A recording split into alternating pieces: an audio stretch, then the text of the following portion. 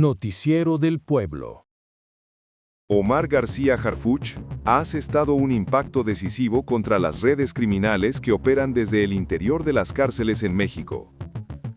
El titular de la Secretaría de Seguridad y Protección Ciudadana reveló que apenas 12 prisiones en el país son responsables del 56% de los números telefónicos vinculados a extorsiones reportados a través de la línea 089.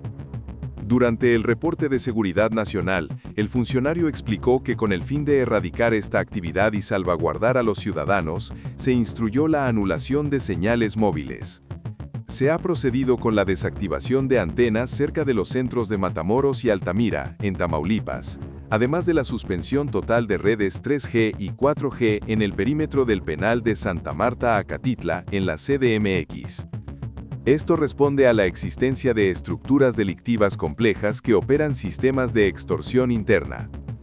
Asimismo, anunció que para el cierre del primer trimestre del próximo año, los 14 penales federales y los 13 de la capital contarán con bloqueo total, buscando eliminar definitivamente este flagelo desde las celdas.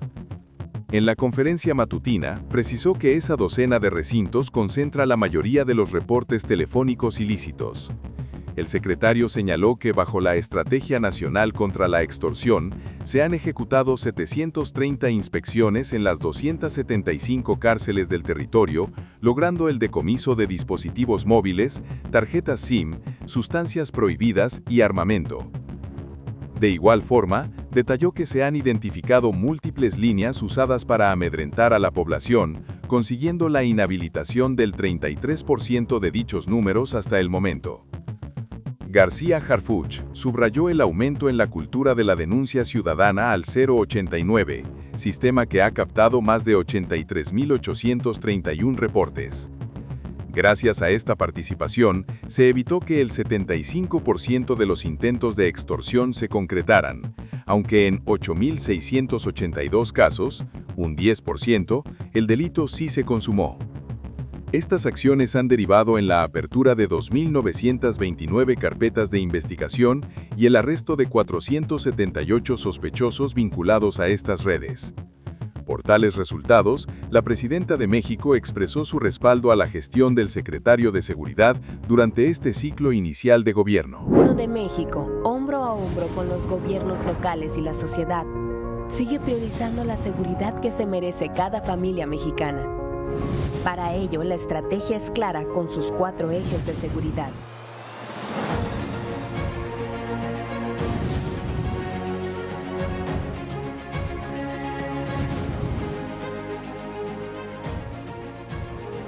Sabemos que aún falta mucho por hacer, pero la estrategia está dando resultados. Muestra de ello es la disminución constante de los homicidios dolosos, que se han reducido en un 37.3% de septiembre de 2024 a octubre de 2025, lo que se traduce en 32 homicidios menos cada día. Estos resultados también se han dado en los delitos de alto impacto, los que han presentado una reducción significativa de enero a octubre de 2025 en comparación con el mismo periodo del año 2019.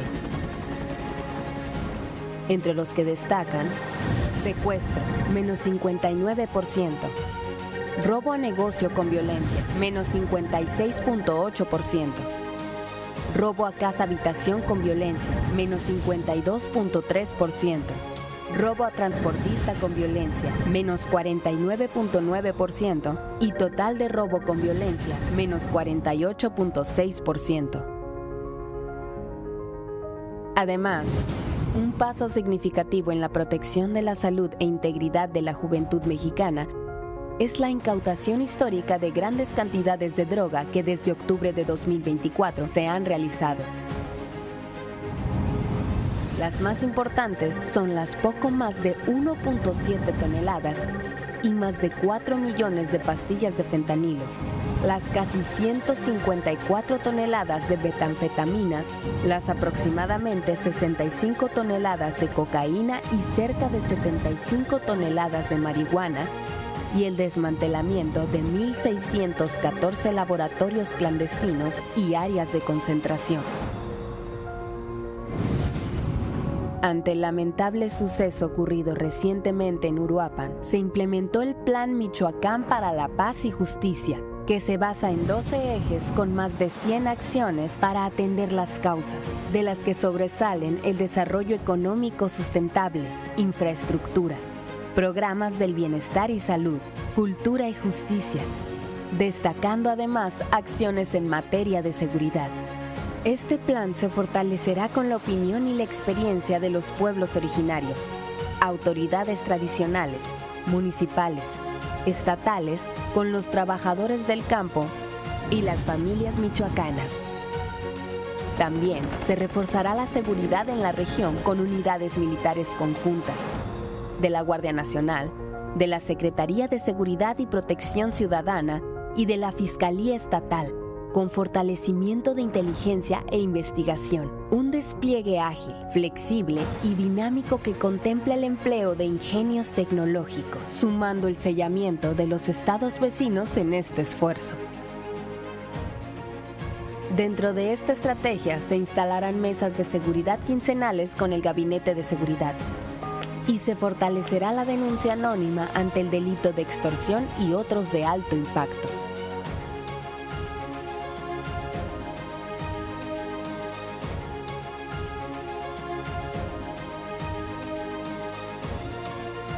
La atención a la población ante contingencias naturales y de diverso orden es una misión más de nuestro Ejército, Marina, Fuerza Aérea y Guardia Nacional, a través de los planes DN3E y Marina. Por ello, reconocemos una vez más su trabajo ante las afectaciones ocasionadas por las intensas lluvias en los estados de Hidalgo, Veracruz, Puebla, Querétaro y San Luis Potosí.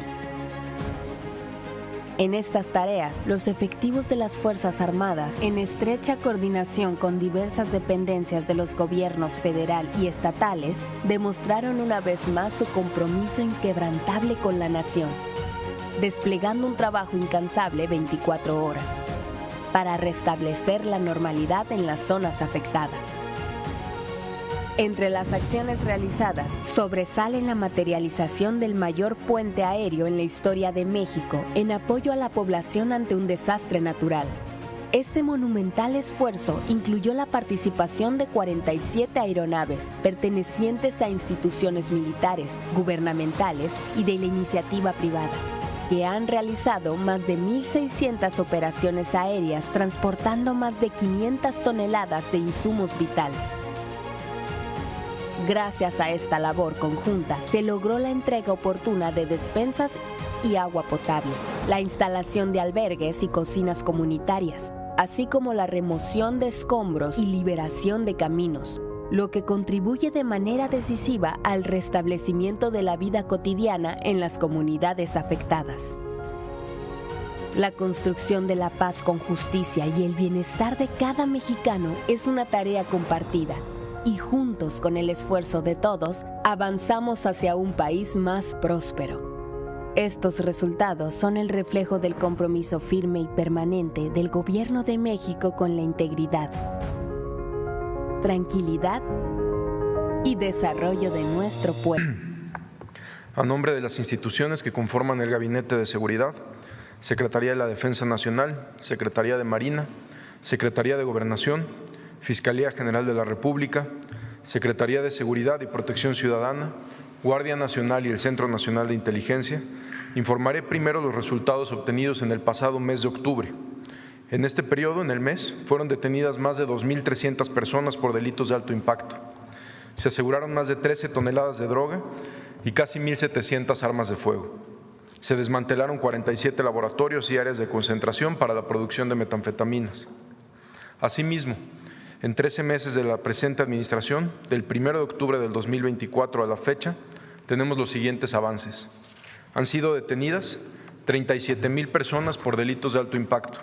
Se han asegurado casi 300 toneladas de droga, incluyendo más de 4 millones de pastillas de fentanilo, además de 18,981 armas de fuego. El Ejército y la Marina desmantelaron 1.614 laboratorios para la producción de metanfetaminas, lo que representa una afectación económica de cientos de millones de pesos para la delincuencia organizada.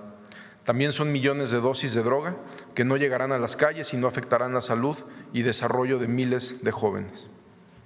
Estas detenciones, aseguramientos, incremento de operaciones directas con las entidades federativas, sumado a los otros ejes de la Estrategia Nacional de Seguridad, como atención a las causas, como lo acaba de mencionar la Secretaria de Gobernación, han tenido un impacto directo en la disminución de la incidencia delictiva, que se ve reflejado en la reducción de 37% en el promedio diario de homicidios dolosos, de septiembre del 2024 a octubre del 2025. Mencionaré algunas acciones relevantes de las últimas semanas. En Tijuana, Baja California, durante un cateo fueron detenidas 2 personas, entre ellas Saúl N., alias SS, líder de una célula delictiva y responsable del trasiego de fentanilo y metanfetamina hacia los Estados Unidos. En un tramo carretero de Durango, elementos de la Agencia de Investigación Criminal de la Fiscalía General de la República, en coordinación con el Gabinete de Seguridad, detuvieron a una persona y aseguraron un tractocamión que transportaba más de 13 toneladas y 13.400 litros de sustancias y precursores químicos utilizados para la elaboración de drogas sintéticas como la metanfetamina. En Tepozotlán, Estado de México, fue detenido Yair Francisco N., alias H4, miembro del cártel de los Beltrán Leiva, también con orden de aprehensión con fines de extradición a los Estados Unidos, por delitos de narcotráfico, asociación delictuosa contra la salud, uso de armas de fuego exclusivo de las Fuerzas Armadas y operaciones con recursos de procedencia ilícita. En Chilpancingo, Guerrero, en una operación encabezada por la Fiscalía General de Justicia del Estado, en coordinación con el Gabinete de Seguridad, se cumplimentó una orden de aprehensión en contra de Alejandro N., autor material del homicidio del párroco Bertoldo Pantaleón Estrada, ocurrido en el municipio de Eduardo Neri, logrando que este lamentable crimen no quedara impune. También en Guerrero, elementos de la Secretaría de Seguridad que daban seguimiento a un delito tan delicado como es la extorsión y atendían diversas denuncias ciudadanas en el mercado central de Acapulco, fueron agredidos por sujetos armados, donde 3 agentes de investigación de esta secretaría resultaron lesionados y uno de los agresores perdió la vida. En seguimiento a este hecho, se realizaron operativos coordinados por el Gabinete de Seguridad y las autoridades de los estados de Guerrero y Morelos, lo que permitió la detención de 6 personas. Entre los detenidos se encuentra Antonio N., autor intelectual del ataque y líder de la célula criminal. En una operación marítima en las costas de Michoacán, la Secretaría de Marina aseguró 2.5 toneladas de cocaína. Con este evento suman ya 51 toneladas de esta droga aseguradas en el mar en la presente administración. En Michoacán también se cumplimentó una orden de aprehensión en contra de Heriberto N., integrante de la célula delictiva La Huacana, dedicada al secuestro y delincuencia organizada. En operativos realizados en Nayarit, se aseguraron 705 artefactos explosivos improvisados y más de 21,000 cartuchos, así como 500 cargadores. En Quintana Roo, como resultado de una investigación del Gabinete de Seguridad encabezados por el Centro Nacional de Inteligencia, en coordinación con el Instituto Nacional de Migración y el Gobierno del Estado de Quintana Roo, se detuvo a Micael Michailis, alias El Griego, buscado por Europol por delitos de tráfico de armas, droga y lavado de dinero. Este sujeto cuenta con ficha roja de Interpol y orden de arresto en Suecia al ser identificado como líder de un grupo nombrado Dalen. También fue detenido Tomás Alejandro N., investigado por operaciones con recursos de procedencia ilícita. En el estado de Sinaloa, por instrucciones de la presidenta Claudia Sheinbaum, hemos mantenido la presencia del Gabinete de Seguridad y trabajamos de manera permanente con las autoridades locales. Nos hemos reunido con diferentes sectores de la población para escuchar sus inquietudes y generar estrategias conjuntas. En 2 acciones operativas en Mazatlán y Culiacán, fueron detenidas 5 personas relacionadas con grupos delictivos generadores de violencia en la región, a quienes se les relaciona con homicidios, venta de droga y otros hechos violentos. En Culiacán fueron detenidos 6 integrantes de una célula delictiva vinculada con homicidios, narcotráfico, privación ilegal de la libertad y agresiones armadas. Algunos de ellos habían sido detenidos en diciembre del año pasado. Están José Manuel N., Juan Carlos N., líder de la célula Luis Ezequiel N., quien en esta acción perdió la vida. También personal de la Secretaría de Seguridad detuvo a Daniel N., alias El Dani, objetivo buscado por autoridades de Estados Unidos por su participación en delitos de conspiración para la distribución de fentanilo. Cuenta con orden de arresto y ficha roja también, detenido en Culiacán, Sinaloa. En 3 operaciones coordinadas en Sonora, fueron detenidos 4 integrantes de las células delictivas Los Yillos y Los Arzate, vinculados con trasiego de droga, secuestro y delincuencia organizada. Además, fue detenido un integrante del Cártel del Pacífico que transportaba en un tractocamión más de 1,000 litros de metanfetamina líquida oculta en productos de limpieza. En un operativo coordinado por el Gabinete de Seguridad y autoridades estatales de Tabasco y Chiapas, en Tuxtla Gutiérrez fue detenido Leonardo Arturo N., integrante de un grupo delictivo relacionado con extorsión a comerciantes, secuestro, venta de droga y homicidios en la entidad. Dicho sujeto se desempeñó como director general de la Policía Estatal de Tabasco en el año 2021. En San Luis Río Colorado se ejecutaron 2 órdenes de cateo donde fue detenido Abdel N., alias El Toro, y Miguel Ángel N., integrantes del Cártel de Sinaloa, a quienes se les aseguraron diversos narcóticos y armas de fuego. En Tabasco, el Gabinete de Seguridad y la Fiscalía General del Estado detuvieron a 20 personas relacionadas con un grupo delictivo, entre ellas el líder de esta célula, Jorge Armando N., así como a 4 policías municipales. Estos detenidos están vinculados con una agresión en Macuspana en días pasados, donde lamentablemente 2 mujeres perdieron la vida, además de otros hechos delictivos. Se aseguraron 17 armas de fuego, vehículos y droga. En acciones para combatir el mercado ilícito de combustibles, se realizaron operativos en Chihuahua, Guanajuato y León, donde se decomisaron más de 2 millones de hidrocarburo, además de una toma clandestina y un túnel. Se aseguraron 15 tanques y contenedores, 5 pipas y fueron detenidas 5 personas. A partir del 6 de julio, por instrucciones de la presidenta Claudia Sheinbaum, se implementó la Estrategia Nacional contra la Extorsión. Se han detectado que 12 centros penitenciarios concentran el 56% del total de líneas telefónicas reportadas para extorsionar a través del 089. Para evitar que este delito se cometa desde el interior de los penales y proteger a la ciudadanía, se han implementado acciones conjuntas de inteligencia, bloqueo de señal, revisión tecnológica y operativos de supervisión. Para ello, se realiza la instalación de inhibidores de señal, sistemas de circuito cerrado avanzados, sensores de movimiento, escáneres de seguridad y tecnología en centros penitenciarios federales. El 33% de las líneas detectadas han sido bloqueadas mediante el retiro de la antena en Altamira, Tamaulipas, cambio de antena en Matamoros y bloqueo total de los servicios 3G y 4G en San Martín Acatitla, en Santa Marta Acatitla, en la Ciudad de México. En el primer trimestre del 2026 estarán bloqueados los 14 reclusorios federales y los 13 de la Ciudad de México. Desde que inició la Estrategia Nacional contra la Extorsión, la Secretaría de la Defensa Nacional, de Marina, de Seguridad, Guardia Nacional, con apoyo de Prevención y Reinserción Social y otras dependencias, han hecho 730 revisiones en los 275 centros penitenciarios. En estas revisiones se han asegurado módems, teléfonos, chips, drogas y armas.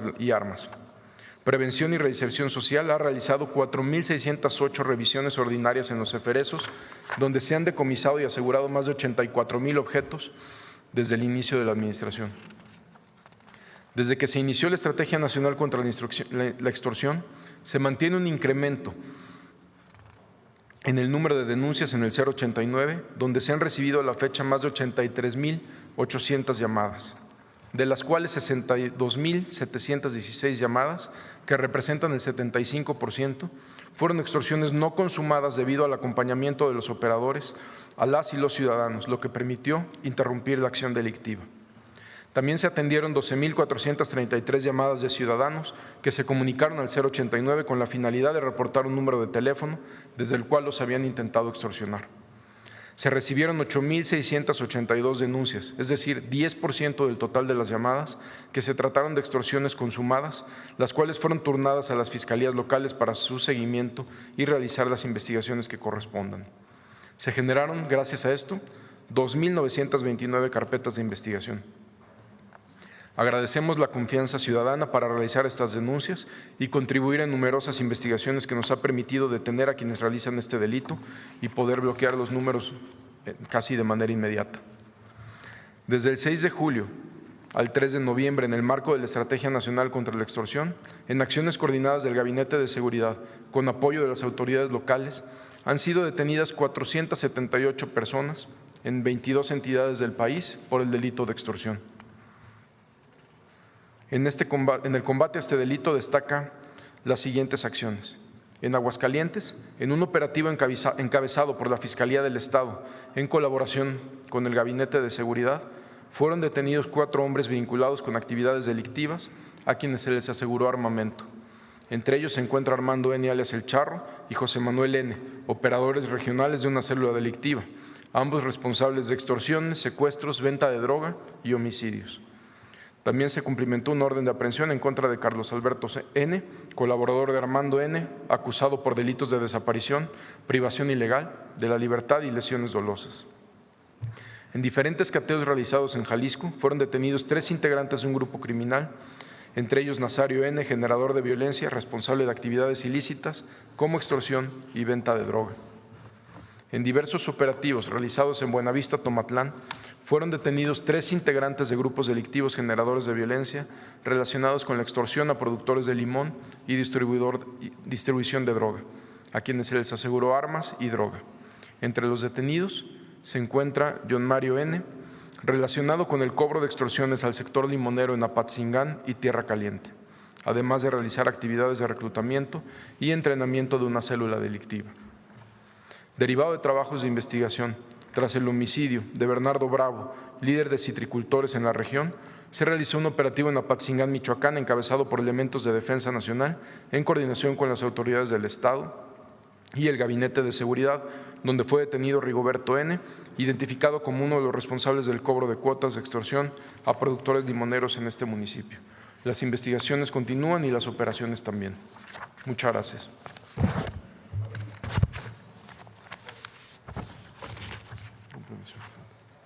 Esta es la información del Gabinete de Seguridad. Voy a destacar 2 cosas.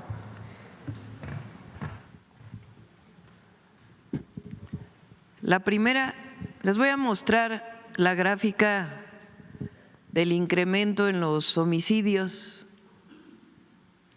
y la reducción en los homicidios a partir de la llegada primero del presidente López Obrador y después de nosotros. Calderón, del 2006, último año de Fox, al 2012, último año de Calderón, los homicidios aumentaron en 148%, resultado de la llamada guerra contra el narco. Peña, del último año de Calderón al último año de Peña Nieto, aumento en los homicidios dolosos de 42%, que en realidad la estrategia fue prácticamente la misma. Llegada del presidente López Obrador, del último año de Peña 2018 al último año del presidente López Obrador 2024, la reducción de homicidios 9%. Del último año 2024, que el presidente López Obrador deja el gobierno el 30 de septiembre, nosotros entramos el 1 de octubre, al 31 de octubre del 2025, una reducción del 28% en los homicidios dolosos. Ahora, si vemos el último año completo desde que entramos, desde septiembre del 2024 a octubre del 2025, el otro son años completos. En este caso es desde nuestra llegada, 1 de octubre a octubre del 2025, una reducción en homicidios dolosos del 37%.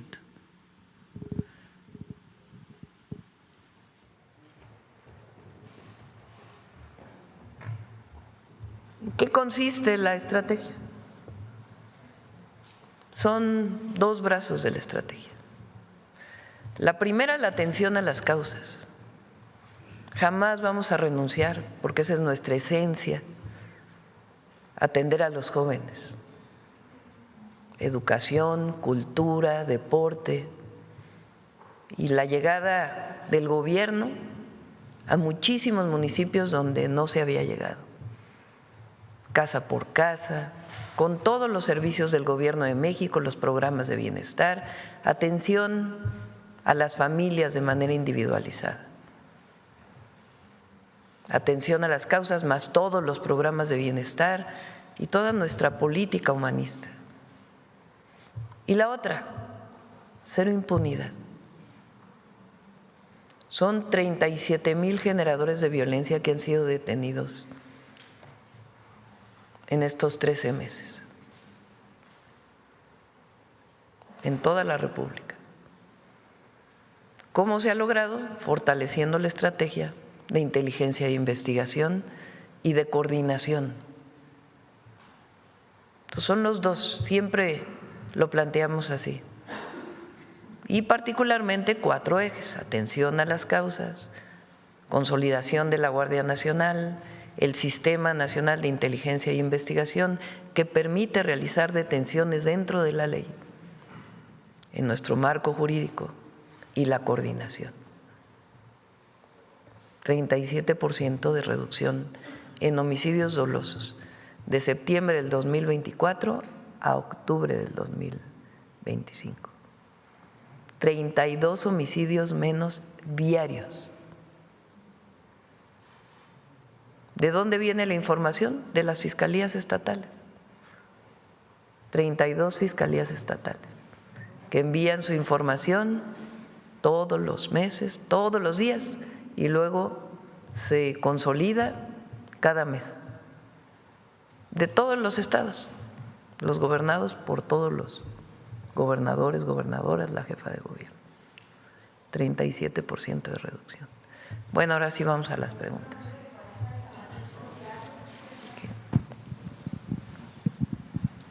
Presidenta, buenos días. Vicente Serrano, conductor de Sin Censura TV. En estos pasados días, el cínico de Felipe Calderón, ahorita que veía la gráfica que nos mostraba, defendía en un foro empresarial en Argentina su guerra contra el narco y básicamente pide el regreso de la guerra contra el narco porque dice que funcionó a pesar de los sabotajes de gobiernos locales, y dice que al final de su sexenio todo se echó a perder porque no se siguió esa guerra contra el narco. Lo menciono porque algunos de aquellos que callaron, cómplices desde los medios de comunicación con aquel pacto de silencio que firmaron en tiempos de García Luna y Felipe Calderón, hoy hablan del horror de que haya sido un adolescente el que asesinó a Carlos Manso, el presidente municipal de Uruapan. Yo creo que les falla la memoria porque en tiempos de Calderón, en la guerra contra el narco, se hablaba, de acuerdo a lo que me documenta el maestro Francisco Cruz, autor de Tierra Narca, que ya lo había publicado precisamente, el papel del crimen organizado reclutando a niños como sicarios, que había por lo menos 30,000 niños en las filas del crimen organizado, que en el 2010 se hablaba de la posibilidad de que fueran reclutados 250,000 menores de edad. Para aquellos que dicen que hace mucho tiempo lo de la guerra contra el narcotráfico y que critican incluso lo que dice usted aquí en la mañanera y las declaraciones que hizo Alfredo Ramírez Bedoya, también el gobernador de Michoacán, señalando a 2 responsables de lo que pasa en Michoacán, Felipe Calderón y Enrique Peña Nieto. Le planteo esto porque ahora esos que callaron se dicen sorprendidos o dolidos porque haya sido un menor de edad el gatillero. ¿De qué tamaño es el reto, comparándolo con la guerra contra el narco de Felipe Calderón, Presidenta, esta posibilidad de reclutamiento de menores de edad? ¿Qué tanto se ha avanzado con esto que también le critican mucho, que es, desde tiempos del presidente Andrés Manuel López Obrador, la atención a las causas, desde una, por cierto, deshonestidad intelectual de algunos que publican en medios de circulación nacional como Enrique Krause, que habla que se abandonó a las víctimas, que se abandonó lo que le corresponde al gobierno, que es proteger la vida de los mexicanos y mexicanas, pero nada menciona precisamente de lo que ocurría desde la guerra contra el narcotráfico de Felipe Calderón, presidenta. El periodo de Felipe Calderón se caracterizó, entre otras muchas cosas, en lo que él llamó la guerra contra el narco, en dos características. Una, primero sacó al ejército a combatir al narco sin un marco jurídico. Y eso generó muchos problemas. Pero él defendía, porque solamente hay que escuchar porque finalmente él es quien define la política. Y no lo digo por el ejército, porque es de lo mejor que tiene México, la Marina y el ejército. Lo vimos en las lluvias, lo veo todos los días.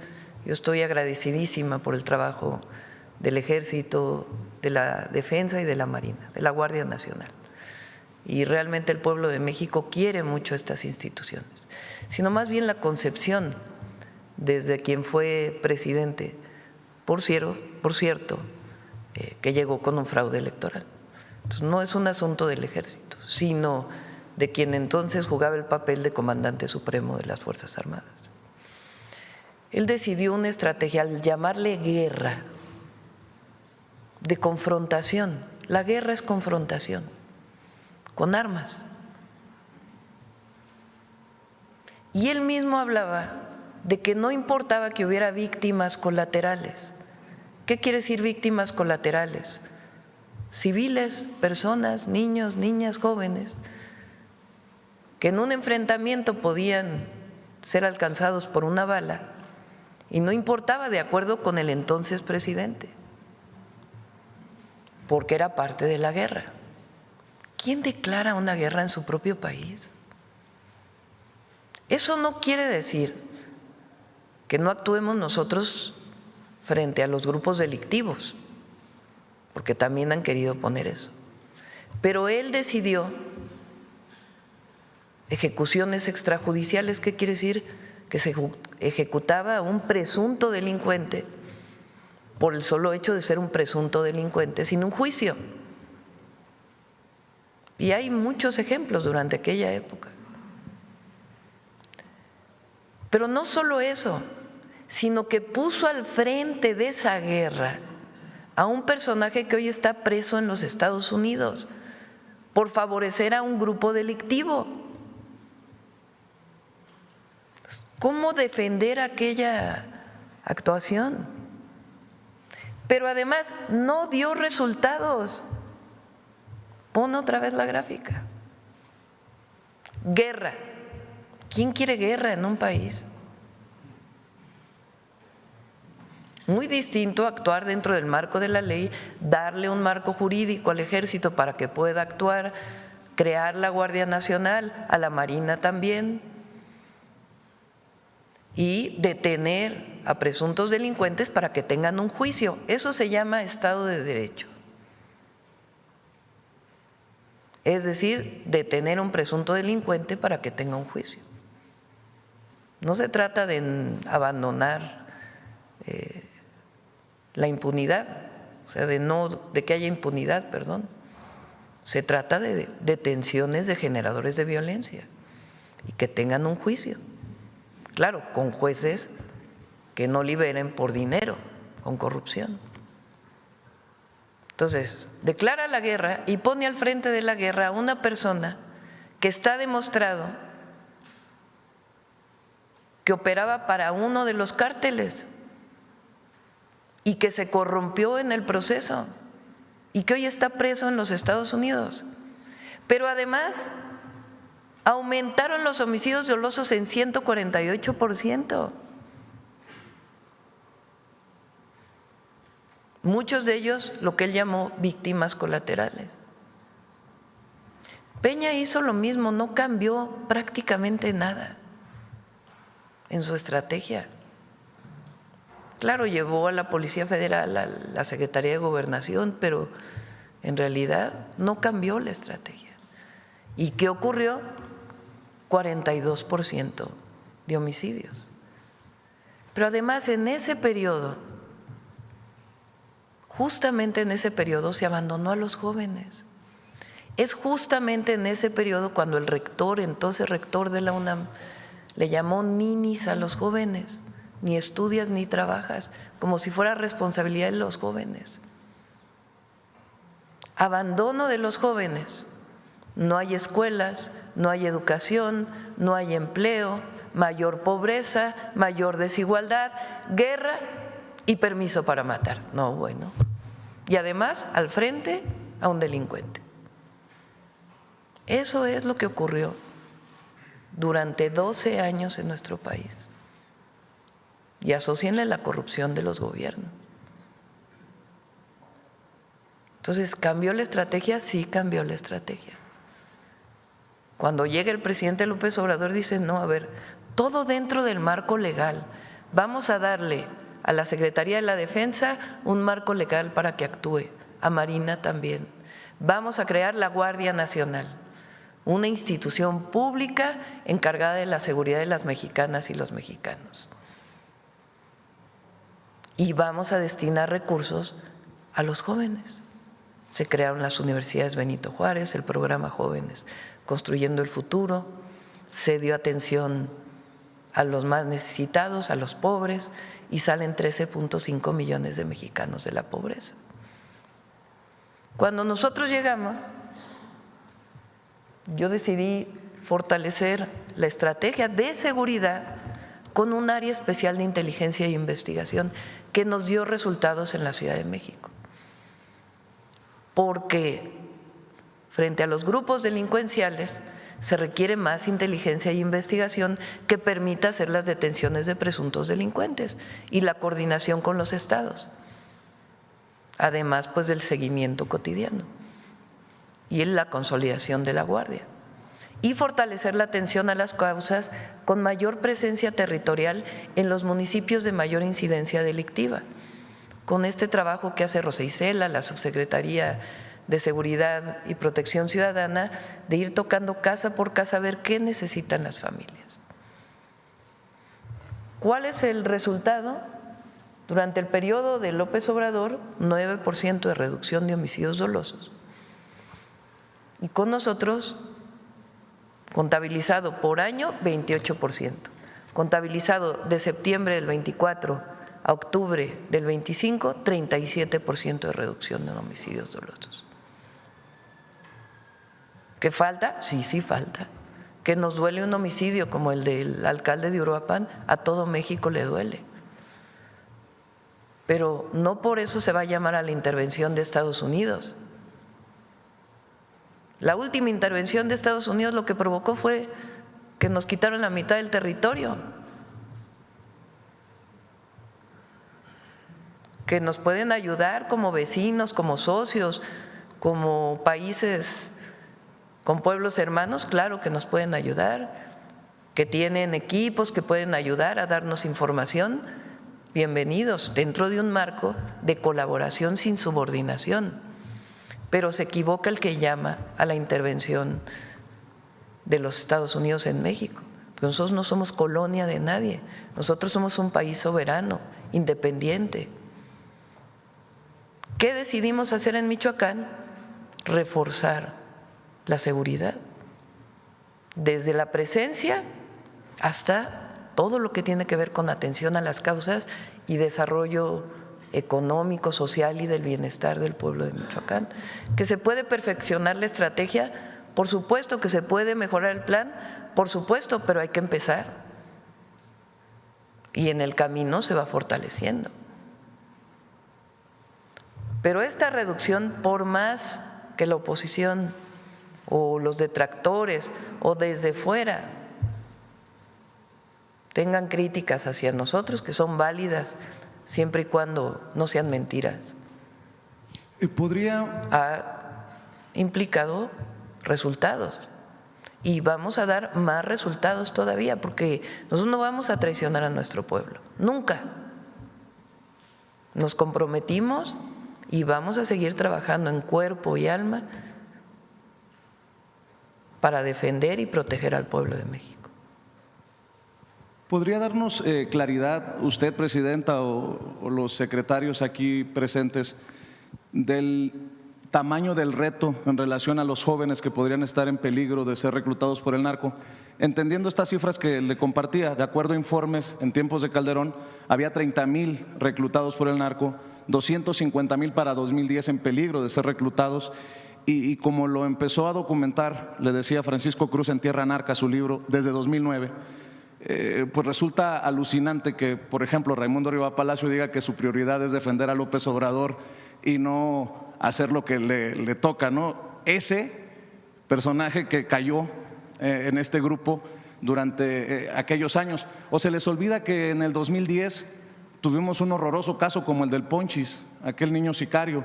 Que no se malinterprete, es doloroso ver a un joven de 17 años asesinar a un presidente municipal, pero para callar a sus críticos con datos, ¿de qué tamaño sería el reto, Presidenta? Lo que te puedo decir es qué estamos haciendo. Difícil es tener un número de jóvenes, y lo que queremos es que los jóvenes no se acerquen a la delincuencia. Ahora, ¿qué estrategia seguir? Más escuelas, por eso mi insistencia en más preparatorias. Más cerca de las comunidades. Más cerca de las comunidades. ¿Por qué los jóvenes tomaron la hicieron viral? Pues porque les llega. Entonces, más preparatorias que queden cerca de la casa, más preparatorias, que cuando salgan de la secundaria se vayan directito a la preparatoria. Entonces, es lo que estamos haciendo.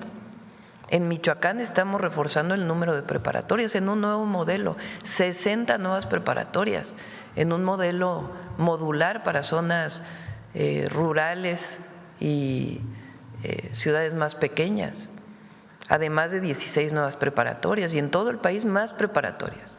En un modelo de enseñanza, además, donde los jóvenes se sientan contentos de estar en la escuela. Más universidades. La Rosario Castellanos, estamos en coordinación con las universidades públicas, tecnológicos, politécnicos, para que aumenten la matrícula. Y nosotros, la Universidad Nacional Rosario Castellanos, además de las Benito Juárez para el Bienestar. Y ahora el programa que viene, que iniciamos en Michoacán, que es el de Centros Comunitarios de Alto Rendimiento México Imparable. Queremos que los jóvenes, en vez de acercarse a un grupo delictivo, tengan una pequeña beca y se pongan a hacer deporte. La escuela, y saliendito de la escuela, hacer deporte o actividades culturales. Yo decía en mi campaña a la jefatura de gobierno, un estudiante más, un artista más, un deportista más, es un delincuente menos. Y en eso nosotros creemos. Además, si se cometen delitos, pues hay una ley. Si cometes delito, pues tenemos que fortalecer nuestro sistema de justicia para que haya detenciones y se cumpla con lo que dice la ley. Pero es la ley.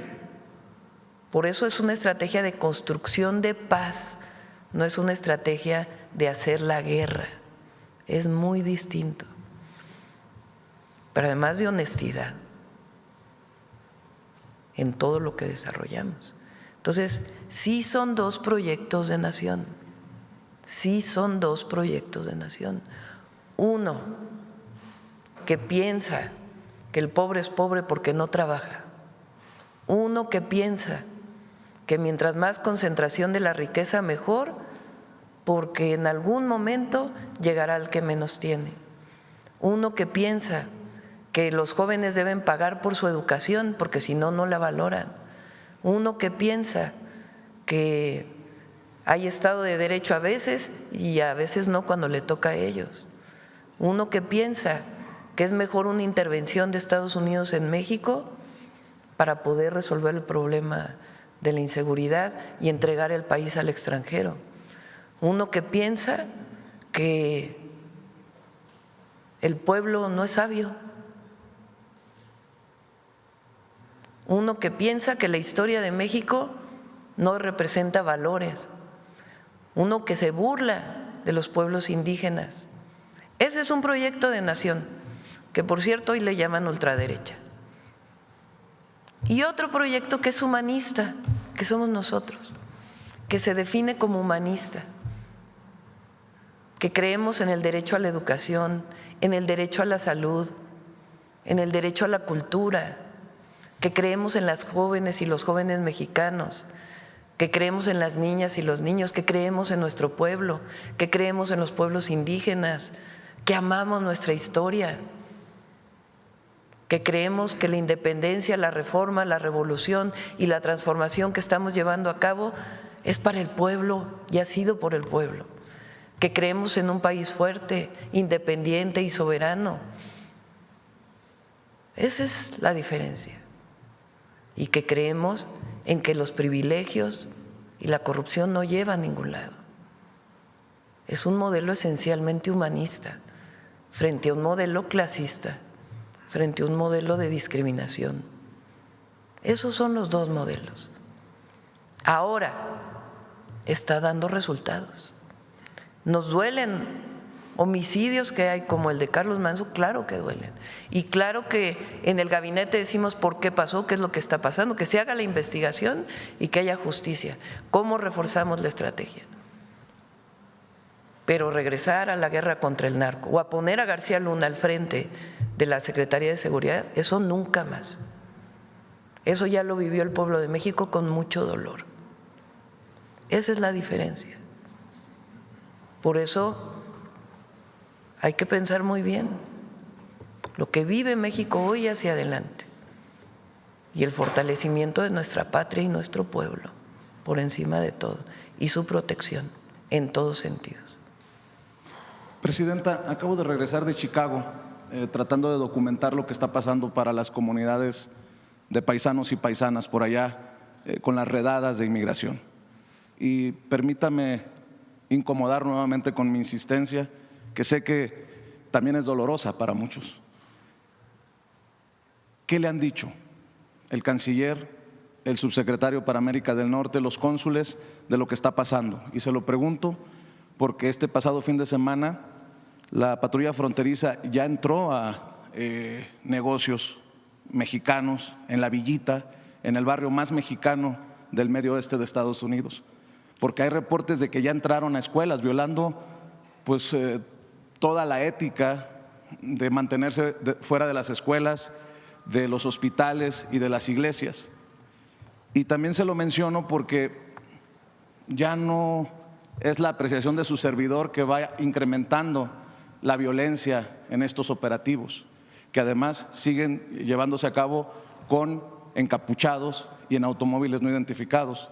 El FBI, tengo entendido, ha emitido un documento para pedir que se identifiquen estos agentes porque hay criminales que haciéndose pasar, ya hay varios casos en diferentes estados de Estados Unidos, de criminales que haciéndose pasar por agentes de la patrulla fronteriza han cometido desde violaciones sexuales hasta secuestros y robos.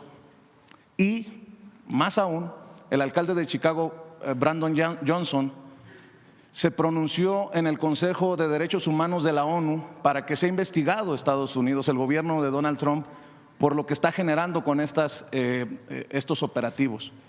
Ya teniendo una autoridad como el alcalde de Chicago, presidenta, y obviamente la intención no es generar un conflicto ni mucho menos, ¿cómo se posiciona usted? ¿Cuál es su posición frente a un llamado del alcalde de Chicago para que sea investigado, incluso para que haya personajes de la ONU que vayan a dar testimonio de lo que está ocurriendo en las calles de ciudades como Los Ángeles, como en algunas ciudades de Texas y en el caso de Chicago? Yo por eso mi insistencia, presidente, en que definamos cuántos casos de presuntas violaciones de derechos humanos tienen ustedes conocimiento. Voy a pedirle de nuevo a Cancillería que nos diga, aquí me contesta Roberto Velasco, mira qué rápido, son 30 quejas por presuntas violaciones a derechos humanos que han sido presentadas. ¿Qué hacemos nosotros? Como lo he dicho, con los consulados apoyamos y se apoya económicamente para que se contraten abogados para que las víctimas puedan presentar su denuncia y llevar los juicios en Estados Unidos. Nosotros no estamos de acuerdo con el trato de las y los mexicanos como criminales. Si alguien cometió un delito, tiene que llevar su proceso en Estados Unidos. Pero las y los mexicanos, y se lo he dicho al presidente Trump, lo he dicho públicamente, se lo dije al secretario del Departamento de Estado, fortalecen la economía de Estados Unidos, allá. Se estima que son 40 millones de mexicanas y mexicanos en Estados Unidos, de los cuales el 90% tiene papeles o más del último censo que se hizo. Y los otros llevan más de 5 o 6 años en Estados Unidos. Ya es muy pocas las mexicanas y mexicanos que cruzan la frontera o que cruzaron durante el sexenio de López Obrador. Tienen mucho más tiempo y sostienen la economía de Estados Unidos. Sostienen el campo, sostienen la construcción, sostienen los servicios. Y además de que no estamos de acuerdo con la discriminación y el trato que viola los derechos humanos, que presuntamente viola los derechos humanos, tienen que ser reconocidos por su trabajo, por lo que han dado por México, por supuesto, pero también por los Estados Unidos. Esa va a ser siempre nuestra posición. Y nosotros actuamos también en un marco pensando en ellos, actuamos pensando en ellos. A México siempre buscamos una buena relación con el gobierno de Estados Unidos, pensando también en los 40 millones de mexicanos que están allá y en los 130 millones de mexicanos que están aquí. Siempre vamos a buscar el diálogo, la coordinación, y cuando no estemos de acuerdo también lo vamos a decir, pero buscando siempre un diálogo responsable, vamos a decirlo así. Y ahí donde no estamos de acuerdo, lo señalamos, y ahí donde hay que proteger a nuestros paisanos, siempre lo vamos a hacer. ¿Y qué piensa de este llamado del alcalde afroamericano de Chicago, que por cierto hay que reconocerle que ha defendido incluso hasta en el lenguaje que usan algunos colegas de ilegales, y dicen no son ilegales, son indocumentados? Creo que ha hecho un sobresaliente trabajo en ese sentido. Pues agradecemos la defensa siempre de nuestros paisanos allá por autoridades estadounidenses. Ahora, no quisiera yo meterme más en la política de Estados Unidos. Entre otras razones, claro que, repito, donde hay que defender y decir las cosas claras, sin medias tintas. Pero nosotros tenemos que ser muy responsables por el bien de nuestro pueblo, de la nación y de los 40 millones de mexicanos allá. ¿Hay un impacto ya de estas políticas, para cerrar, Presidenta, antiinmigrantes, antimexicanas de Donald Trump? Tengo entendido que ha habido una disminución de las remesas. ¿Podría compartir?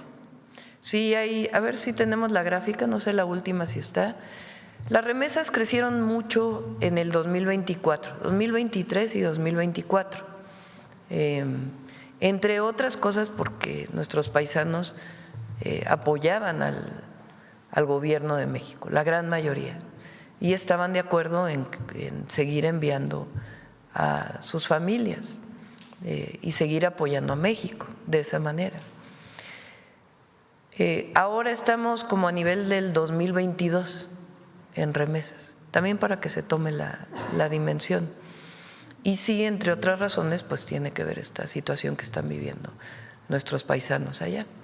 Y por eso también lo que hemos hecho de Finabién, para que haya facilidad para que puedan enviar sus remesas en el marco de la ley de los Estados Unidos y en el marco de nuestras leyes.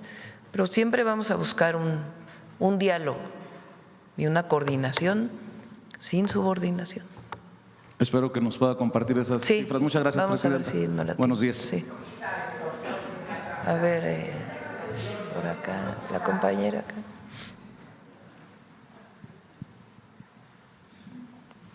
Gracias. Buenos días, presidenta. Karina Aguilar, de Diario 24 Horas. Preguntarle cuáles fueron los temas que trató ayer con los coordinadores parlamentarios. Tenemos entendido que tuvo reunión y si tuvo que ver con el tema de revocación de mandato, por favor. La revocación de mandato, la propuesta de que más bien, porque hay que poner todo en claridad. ¿Quién propone la revocación de mandato?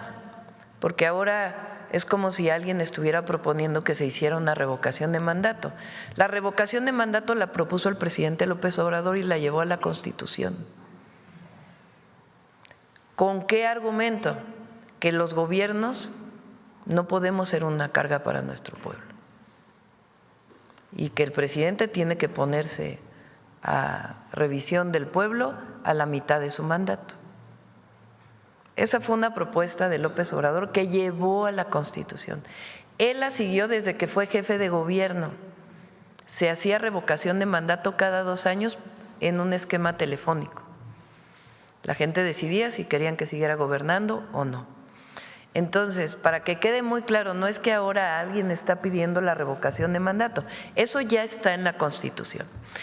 Los diputados, algunos diputados plantearon una iniciativa de ley para que no se hiciera en el 2028, es decir, 4 años después, sino en el 2027, que es algo que, digamos, hay que analizar, no aprobar así rápido al vapor, pero es una buena propuesta. ¿Por qué lo digo?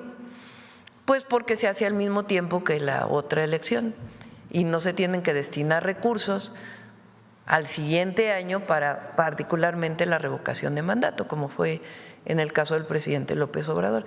Ya nada más eso es un argumento suficiente para que se pudiera llevar en el 2027.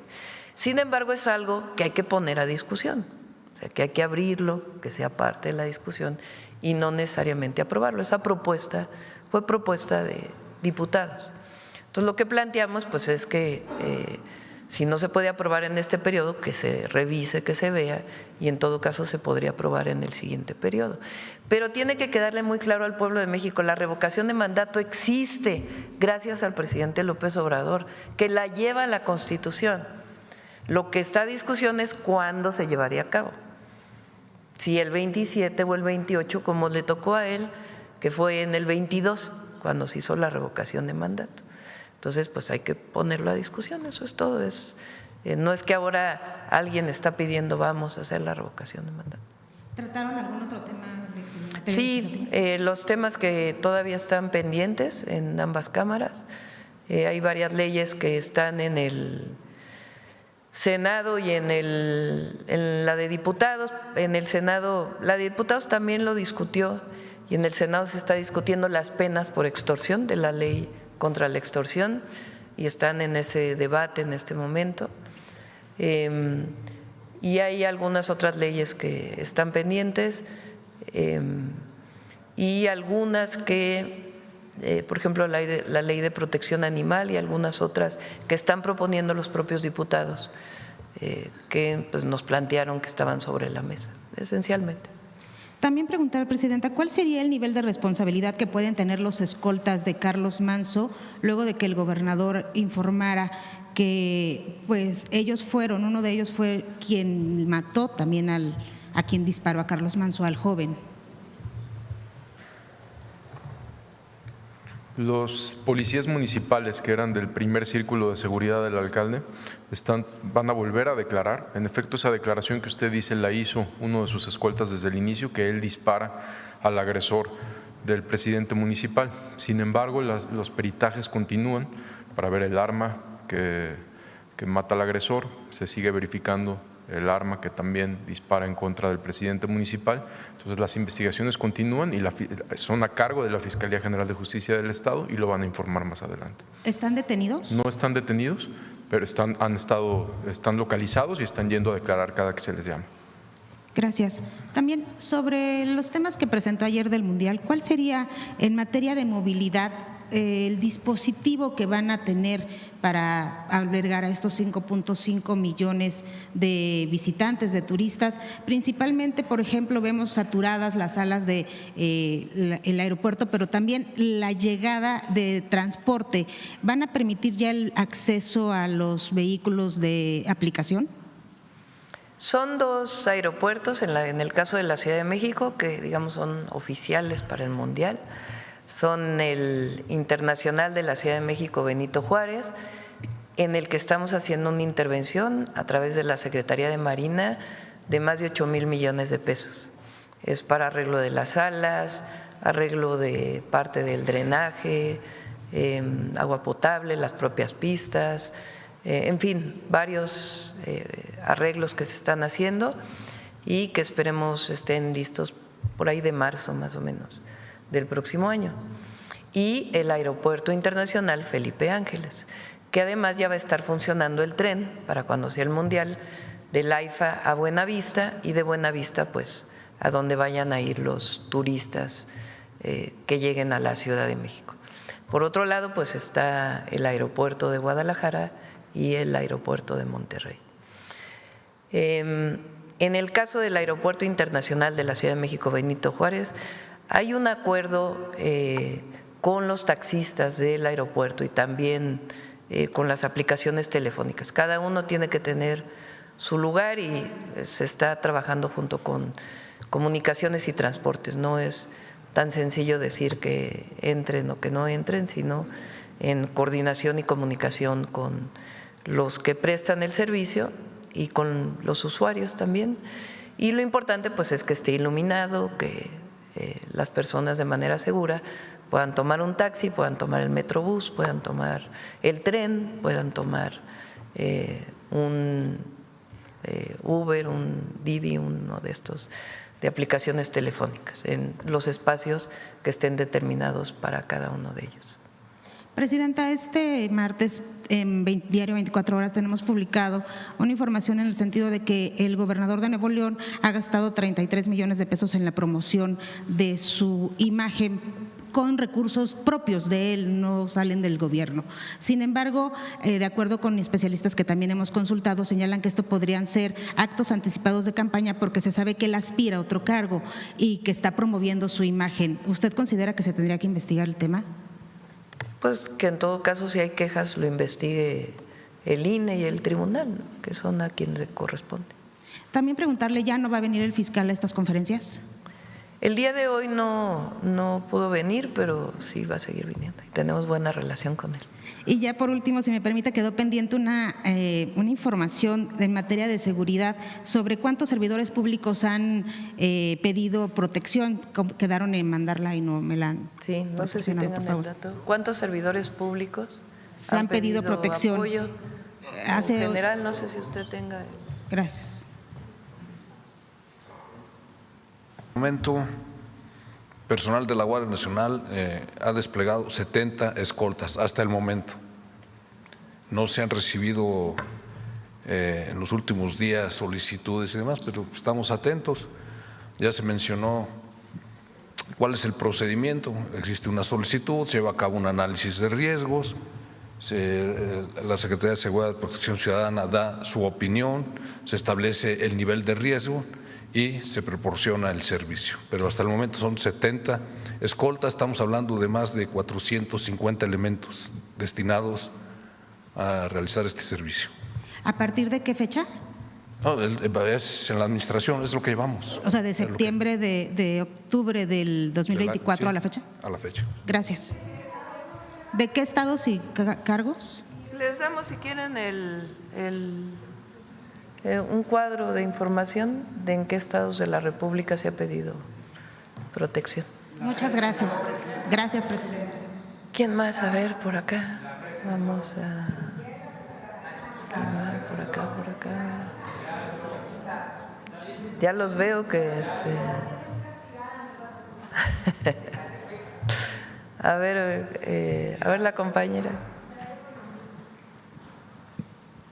Buenos días, Presidenta. Jennifer Barba, de México Comunica. Presidente, el secretario de Seguridad ha informado sobre la detención de 2 integrantes de los rusos de Mexicali. ¿Tiene más datos sobre esta célula que por años ha controlado la frontera entre Mexicali y Caléxico? Esta detención que usted menciona fue en días pasados, pero si quiere le podemos compartir información de todos los detenidos que se han detenido de esta célula delictiva. Ok, muchas gracias, secretario. Presidenta, ¿qué regulación existe o se prevé para los casinos en línea o de máquinas electrónicas que utilizan a grandes influencers de México para promocionar sus productos? La mayoría de sus objetivos son los jóvenes, así como lo hace el crimen organizado. Y muchos de esos contenidos prometen ganancias fáciles o la posibilidad de salir de sus problemas económicos, como la plataforma 777. ¿Habrá pronto una regulación para estas plataformas o qué información tiene sobre si pagan impuestos?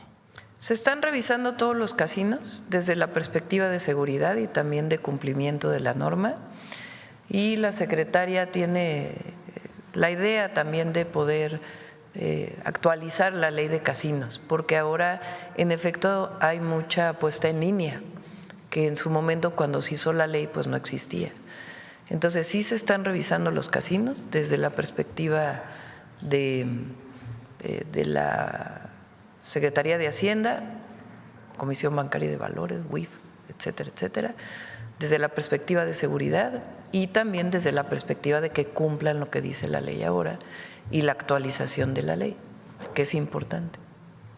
Gracias. Presidenta, por último, ¿cuál es su opinión sobre Ricardo Salinas Pliego, quien, molesto porque tiene que pagar lo que le corresponde al pueblo de México, reaccionó llamando chairos hijos de P, voy a omitir la palabra que utilizó por respeto, se definió como ultraderecha y comparó a la izquierda con un barco mal conducido que llevaría al país a las rocas?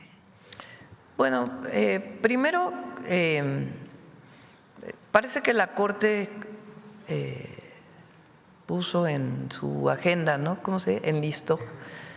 En su agenda algunos casos de este grupo empresarial y tendrá que resolver la Corte lo que la Corte considere de acuerdo a sus criterios. Lo he dicho aquí muchas veces, este grupo empresarial tiene adeudos con el fisco, con el SAT, que suman un monto y de acuerdo con el Código Fiscal tiene derecho a descuentos como cualquier contribuyente que si decide pagar tiene derecho a descuentos que se calculan de acuerdo a lo que dice estrictamente el Código Fiscal. Entonces, eso es lo primero. Entonces, que está enlistado para resolverse y que, de acuerdo con lo que decida la Corte, a la hora de pagar, él tiene incluso derecho a descuentos establecidos en el Código Fiscal. O si decide pagar antes, pues también estrictamente lo que dice la ley, porque lo que él está diciendo es que el SAT está imponiéndole que pague lo que no es legal, y eso pues nunca se hará así. Es muy claro el Código Financiero y tendrá que pagar lo que dice sus, no son auditorías, ¿cómo se llaman? Los créditos fiscales, lo que resuelva la Corte y lo que diga el Código Fiscal. Eso es lo primero, porque es muy importante. Nosotros jamás vamos a hacer algo autoritario, algo que tenga que ver con hacer algo que esté fuera de la ley. Nunca. No haríamos nada de eso. Entonces, eso es lo primero que tiene que quedar muy claro. Lo segundo tiene que ver con lo que él ahora políticamente enarbola. A lo mejor lo hace porque no quiere pagar los impuestos, no lo sé. Pero ahora él está enarbolando una posición política. Y sí vamos a platicar aquí en la mañanera qué quiere decir ser de ultraderecha. ¿Qué es la ultraderecha? Quizá no ahorita, pero sí lo vamos a tocar aquí. ¿Qué quiere decir ser de ultraderecha? Porque la ultraderecha justamente lo que defiende es el autoritarismo. La ultraderecha lo que defiende es que se haya libertades, pero las del mercado nada más, ningunas otras. La ultraderecha en el mundo ha llevado al fascismo, que tiene como base el clasismo, la discriminación, el racismo, incluso llevado al extremo de que se elimina a todo aquel que no se considera que es la raza superior. Eso es la ultraderecha. La ultraderecha quiere decir autoritarismo. La ultraderecha no tiene nada que ver con las libertades, no tiene nada que ver con la democracia. Pero además en nuestro país, históricamente, la disputa entre liberales y conservadores la ganaron los liberales. La ganó Benito Juárez y los liberales mexicanos. La Revolución Mexicana la ganó el pueblo. Y la Constitución de 1917 estableció claramente una visión liberal, pero liberal no del liberalismo que ahora defienden, sino liberal en el sentido del contra el conservadurismo. En México se separó la Iglesia del Estado después de una revolución y se constituyó una primera constitución, la de 1857, de principios de democracia y de libertades.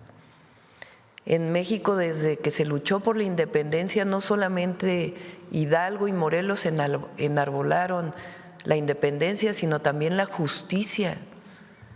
En México, desde la independencia, el pueblo nunca quiso un emperador, defendió la democracia y por eso Iturbide duró tan poco y llegó el primer presidente Guadalupe Victoria. Y a todos los intelectuales, a todos los que escriben, es muy importante que se diga qué es eso de la ultraderecha. Es un tema político, de discusión, que no tiene nada que ver con el humanismo, que no tiene nada que ver con el pueblo ni con nuestra historia. Entonces, sí vamos a traer aquí ese debate. Entonces, ¿que debe impuestos? Que pague. Y lo que dice la ley que tiene que pagar, punto. Lleva demasiados años porque esto viene desde el 2008, con amparos y amparos y amparos y amparos y amparos y amparos. Entonces, eso tiene que ver con la Corte y la decisión de la Corte y lo que dice la ley. Lo otro ya es el debate político que ha puesto sobre la mesa. Y eso sí es muy importante, que sobre todo las y los jóvenes conozcan qué quiere decir eso. Y la historia del conservadurismo en nuestro país y el triunfo de los liberales mexicanos para bien de la patria. Entonces, sí vamos a ir tocando esos temas porque es muy importante. Y también que no haya esta manipulación de que pues de muchas cosas que ya iremos tocando poco a poco. Muchas gracias, Presidenta. De nada. Otro día la presentó. A ver,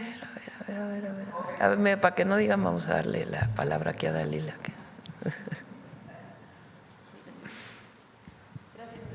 Gracias, adelante. Justo estábamos esperando también al fiscal general Alejandro Gertz Manero. ¿Cuál sería la razón por la que no vino? Hoy no vino, pero en las siguientes podrá venir.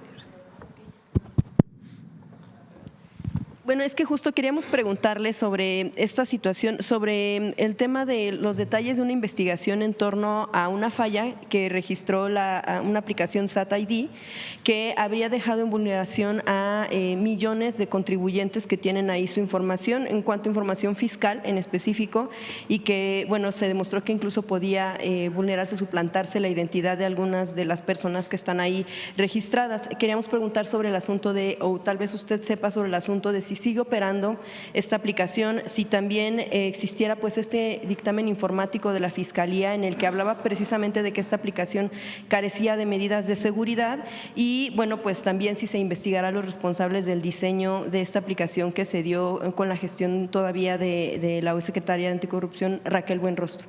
¿Tiene información al respecto? No tengo en particular, pero le pedimos a… ¿Ustedes tienen alguna información sobre esta aplicación? Le pedimos al fiscal y a la secretaria Raquel que en todo caso informe. Sí, que saber también si desde la Secretaría se va a investigar a los funcionarios que pudieron estar involucrados y determinar si en efecto esta aplicación… Lo preparamos y lo presentamos. Gracias, Presidenta. Sobre el Plan Michoacán que presentó apenas el domingo, hablaba usted, son varios puntos, hablaba usted de una inversión mixta, ya también escuchábamos al secretario Ebrard hablar de temas de caminos y carreteras en específico, pero quisiera preguntarle de dónde vendrían estos recursos en la parte privada y en la parte también pues pública. Sabemos que tiene que ver también con cuestiones aparte de programas sociales y etcétera, de infraestructura. Quisiera saber de qué sectores serán estas inversiones y de qué empresas pudieran ser y en específico hacia qué. Hay varias obras de concesiones que venían desde antes que se están ampliando con grupos empresariales que tenían una concesión pues que existía incluso desde antes de que llegara el presidente López Obrador, particularmente la carretera que va hacia la costa. Esa es una concesión, creo que se llama Siglo XXI, y se está ampliando. Ya venía ese proyecto de antes y nosotros pues estamos pues revisando, o más bien supervisando la obra, porque esa obra ya está. Hay otra obra. Ahora hay una que le llaman, que es de, si mal no me acuerdo, de Zamora, Uruapan, que ese es el planteamiento de que se haga a través de inversión mixta, que es una obra muy importante que se ha pedido mucho y que sirve para la agroexportación. Ahí lo que se hace normalmente son inversiones que tienen un nombre especial, se llama CMRO, con la que, por ejemplo, se hizo la carretera que acabamos de inaugurar en Nayarit. Son esquemas mixtos de inversión público-privada, no con las APPs que se hacían antes, sino un esquema completamente distinto, donde el Estado no pierde la concesión, pero hay inversión privada. Entonces, esta carretera se abriría un concurso y pues se pondría para poder realizar esta carretera con otras carreteras. Y estamos viendo un esquema con Secretaría de Hacienda, de hecho hoy tengo reunión todo el día prácticamente con la Secretaría de Hacienda, para distintos esquemas de financiamiento para repavimentación, pavimentación, nuevas carreteras, y estamos definiendo una reorientación del presupuesto nuevamente de mayor austeridad republicana para poder destinar recursos a caminos y particularmente a todo el Plan Michoacán. Por ejemplo, estamos planteando para los jóvenes de Michoacán que estudian en las universidades públicas una beca especial de apoyo al transporte, porque ellos se quejan mucho de lo que destinan al transporte, que se llame Gertrudis Bocanegra. Entonces, esta beca pues también tenemos que, no se trata o sea, se trata de que los propios recursos fiscales puedan ser reorientados para poder cumplir con el Plan Michoacán. Y sí es factible, no lo presentamos así como ideas, a ver si se hacen, cómo se hacen y a ver cómo le vamos a hacer. Se reunieron durante 3 días con distintos sectores y nos vamos a seguir reuniendo porque he escuchado que dicen no me tomaron en cuenta. No, a todos se les va a tomar en cuenta, vamos a seguir trabajando con la sociedad michoacana y distintos sectores, desde jóvenes, iglesias, empresarios, pueblos indígenas, a todos se les va a seguir escuchando. Y tuvimos una reunión con Hacienda para, de manera muy responsable, ver de dónde podrían salir los recursos para ser reorientados para Michoacán.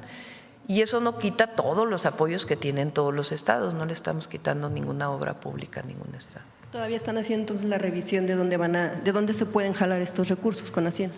No solo para Michoacán, sino en general. La repavimentación es una demanda muy grande en todo el país y estamos haciendo una revisión de esquemas financieros que nos permitan repavimentar todas las carreteras federales y estatales, porque muchas veces los estados no tienen suficientes recursos. Gracias, Presidenta. En materia de seguridad al gabinete, sobre el caso de Carlos Manso, quisiera preguntar si todavía esto sigue en el ámbito de la Fiscalía Local, ¿cuándo sería momento en todo caso de que pudiera tal vez la Fiscalía General de la República traer esta investigación? Ya usted la semana pasada decía que podía ser por el asunto de que la probable participación del crimen organizado. Por favor. Sí, primero, ahorita están avanzando todos los peritajes y las primeras declaraciones, bueno, ya no las primeras, las otras declaraciones en la Fiscalía Local. Ayer tuve una llamada con el Fiscal General de la República, hoy vamos a tener también una valoración sobre el caso y ya el fiscal en su momento, él informará si se atrae o no. Sí, pero depende de la propia Fiscalía General de la República, que como sabemos tiene su autonomía a pesar de la gran coordinación que tenemos, ya será el propio Fiscal General de la República quien lo informe. De la información que le han compartido de la Fiscalía, porque sabemos que ustedes están atentos al caso, sí. Saber si tienen conocimiento de que este caso también pudiera ser investigado por un asunto de crimen político. Incluso familiares han señalado que, y el propio alcalde, algunos meses antes de ser asesinado había hablado pues en varias ocasiones que tuvo disputas con algunos exalcaldes, algún exgobernador ahí. Hay esta inquietud de que si pudiera ser también una línea. Lo que tenemos al momento, por supuesto, nunca se va a descartar una línea y menos a tan poco tiempo de este lamentable suceso, pero lo que tenemos al momento es delincuencia organizada. Entonces no todavía es momento de que la Fiscalía el Fiscal General de la República lo informará. Lo importante es que la investigación no inicia hasta que se lo lleva a la Fiscalía General de la República. La investigación inicia como inició desde el primer momento. Y aprovechando, secretario, gracias. El tema también, unas semanas antes del asesinato, él había denunciado que se habían encontrado con un sitio de reclutamiento, adiestramiento en una zona, carretera cercana a Uruapan. Se le informó a usted, se está investigando, incluso se hablaba de que estaban involucradas algunas personas extranjeras en delitos en este tipo de sitios, como recordemos, bueno, ya se había dado en Teuchitlán, ¿no? De este caso específico que mencionó el presidente municipal tendríamos que revisarlo, pero hay constantes patrullajes por parte del ejército en la zona. Ha habido también detenidos extranjeros en Michoacán, como lo hemos informado aquí. También les podemos precisar cuántos detenidos extranjeros han sido en Michoacán. Gracias. Secretario, finalmente para usted quisiera preguntarle, sabemos que están en un plan antiextorsión y que están avanzando en temas de detenciones. Sin embargo, a la par de que se da esta situación, ¿cómo puede o debe actuar un ciudadano que está siendo víctima de extorsión? Por ejemplo, de clara extorsión, de que tienen que pagar por la venta, no solo de aguacate, de limón, también en otros comercios de venta de pollo, de cualquier otro alimento que se está dando no solo en Michoacán, también en algunos otros estados. Hace tiempo se hablaba también del Estado de México. ¿Cómo debe de actuar una vez que se denuncie, que ustedes como Estado retoman la denuncia como propia para avanzar en la investigación? Pagar el cobro de lo que les están pidiendo mientras es detenido el delincuente para evitar que sean asesinados. Sí. Por eso, a partir del 6 de julio, que inició la Estrategia Nacional contra la Extorsión, se ha dado mucha difusión al número de 089. Como lo informamos aquí hace unos minutos, las denuncias se han incrementado. Después de que informamos y de que se inició la Estrategia Nacional contra la Extorsión, las denuncias se han incrementado. Esto quiere decir que hemos tenido confianza en la ciudadanía para atender los temas. ¿Por qué el 089? Primero, porque es totalmente anónimo, es la protección de la víctima. Lo que la víctima necesita en este caso tan delicado, en este delito tan delicado como es la extorsión, son dos cosas principalmente. El acompañamiento de un asesor profesional, que son los que están en el 089, muchas veces es telefónica. Cuando son extorsiones telefónicas se resuelve por teléfono, pero cuando son extorsiones presenciales se les da la opción de que vaya un asesor, totalmente, obviamente de manera confidencial. Entonces es el acompañamiento a la víctima, pero también la confidencialidad de la víctima. O sea, por eso insistimos tanto en el 089. Conforme se incrementan las denuncias, tenemos más información, tenemos más datos para poder investigar. No estamos, estos casi 500 detenidos que van en delitos por delito por extorsión, son con las propias fiscalías muchas veces de los estados. Sí, pero ¿cuánto tiempo pasa entre que es denunciado y es detenido el extorsionador? Depende de cada caso. No tendríamos una regla en general para decir después de la denuncia se detiene en 24 horas o en 36 horas o en 48 horas, pues es imposible. Hay casos que se resuelven de manera inmediata, Hay casos que son, por ejemplo, este caso que mencioné hace poco, donde 3 agentes de investigación fueron heridos, pues fue a la hora que recibieron la denuncia. Entonces llegan los agentes, se hace una investigación de la última denuncia, donde había otras denuncias en el mercado central de Acapulco, y en el operativo de 1 hora hubo 3 agentes heridos, un delincuente que pierde la vida, y a las 6 horas hay 6 detenidos. Entonces varía dependiendo del lugar, de la denuncia, de qué tanta información haya, son muchas cosas. Gracias, secretario. Gracias. Si pudiera preguntarle, Presidenta, si me permite, también al secretario de la Defensa, ¿cómo será el despliegue de los elementos en Michoacán? Si va a haber como rotación, se hablaba de pues un señalamiento en torno a cómo evitar que se dispersen las actividades o los delincuentes hacia otros estados porque Michoacán estará blindado. ¿Cómo darán respuesta a estas preocupaciones?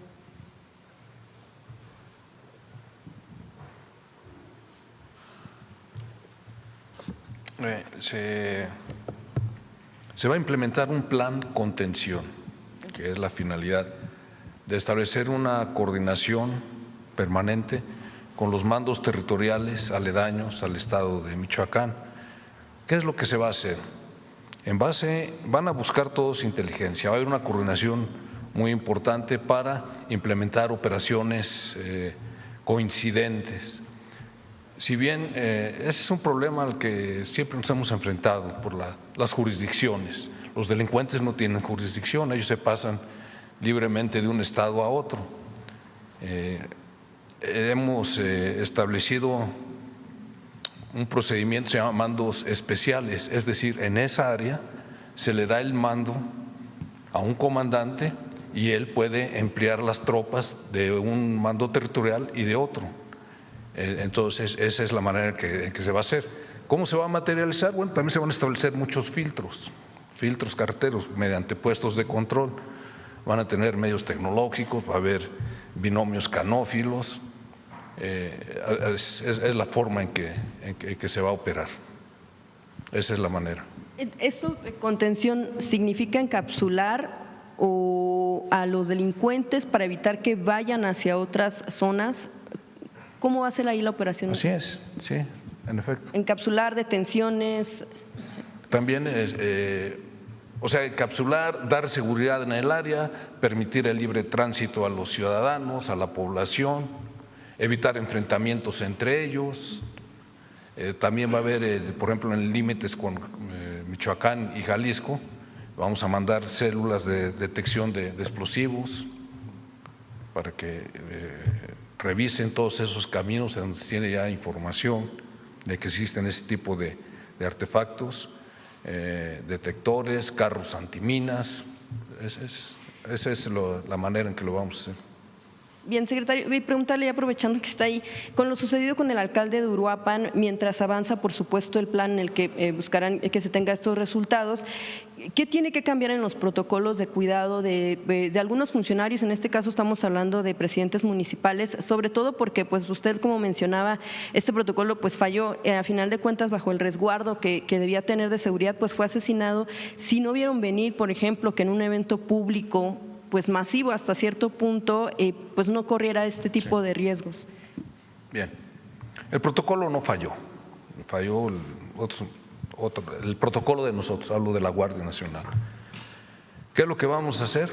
Tratar de concientizar más a la persona que se les va a resguardar para que se apegue o coopere para la implementación de este tipo de protocolos. Si desde un principio él tal vez hubiera aceptado que fuera el personal de la Guardia Nacional quienes tienen cursos de protección a funcionarios y tienen otro tipo de preparación, se hubiera incrementado su nivel de seguridad.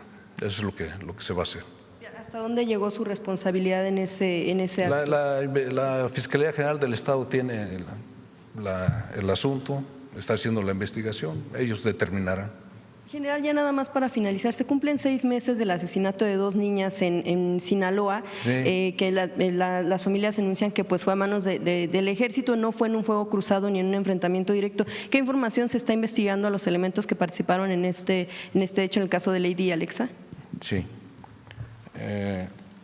Se abrieron carpetas de investigación con la Fiscalía General de la República de inmediato y también con la Fiscalía General de Justicia Militar. En el caso de la Fiscalía General de Justicia Militar, el juez dictó prisión. Se encuentran en la prisión de Mazatlán los 6 elementos que están involucrados, y la Fiscalía General de la República pues lleva el seguimiento por el tema del homicidio, en donde se vieron afectados las 2 niñas. Esa es la situación. Gracias, general. Finalmente, presidenta, sobre este asunto, bueno, ya que está presente el Gabinete de Seguridad, que es un tema pendiente con la agresión que apenas padeció en las calles de la Ciudad de México, preguntarles al gabinete si qué pasa con el tema de la estrategia de protección a la presidenta. Sabemos que hay un grupo de cercanía, pero también con pues a lo mejor de cuestión de perímetro, ese tipo de cuestiones. ¿Qué papel juegan también los elementos en este caso, pues que puedan estar con el resguardo? Acércate más el micrófono porque no se escucha. Sí, bien. presidenta, con lo último que padeció apenas en calles de la Ciudad de México, esta agresión, si no se escuchaba, preguntarle al gabinete de seguridad qué papel juegan elementos, tal vez del Ejército, tal vez de la Secretaría de Seguridad, para el resguardo de la propia Presidenta de la República. El equipo que va conmigo no son del Gabinete de Seguridad, es un equipo de ayudantía. Cuando salgo fuera de la ciudad, voy en un vehículo que tampoco es del Gabinete de Seguridad, sino del equipo de la Presidencia, y a veces va un vehículo de la Guardia Nacional a distancia cuidándonos. Ese es el protocolo que seguimos. Claro, pero justo preguntaba porque pues esos elementos de ayudantía no tienen experiencia en cuestión de seguridad, que como dice el general secretario, pues muchas veces hay protocolos que pues personas expuestas. No me va a pasar nada, no me va a pasar nada. Bien, presidenta. Gracias. Finalmente sobre el tema. Tomamos una decisión de estar cerca de la gente, y si hay situaciones de riesgo, una alerta que tiene CNI que dice la presidenta puede estar en riesgo en un lugar, bueno, pues entonces nos protegemos un poco más. Eso es lo que ¿Se aceptarían las recomendaciones, por supuesto, en caso? Siempre acepto las recomendaciones del secretario de Seguridad, del secretario de la Defensa, del secretario de la Marina. A veces ellos me piden que tenga más seguridad, pero no consideramos que sea necesario. Ahora, si hay una alerta que ellos por inteligencia tienen alguna preocupación, pues evidentemente me la dicen y buscamos mayor protección, o no ir a ese lugar, ir a otro lugar. Es decir, si estoy pendiente, no es no hay irresponsabilidad en esto, estoy pendiente, y ellos si hay algo me informan y tomamos decisiones para evitar pues algún problema, pero no, hasta ahora no ha habido. Qué bueno. Gracias, presidenta. Y sobre el tema de la relación México-Perú, ¿cómo queda después de que pues es declarada persona non grata con toda esta situación? No va a haber nada, porque ya los oí que están.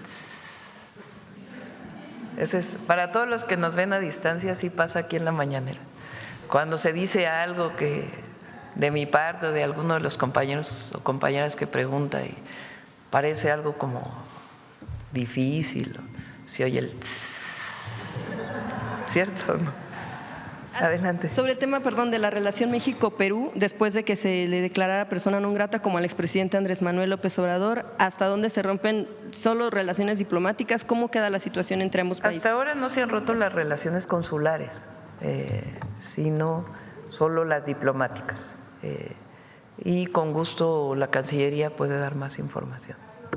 Y no es que se hayan roto, ellos decidieron romperlas, ¿no? Sí, o sea, no es que ambos decidimos. Bueno, vamos, ya cerramos. Yo creo que ya cerramos, ¿no? Son 9:30. Muchas gracias a todas, a todos. Nos vemos mañana. Buen día.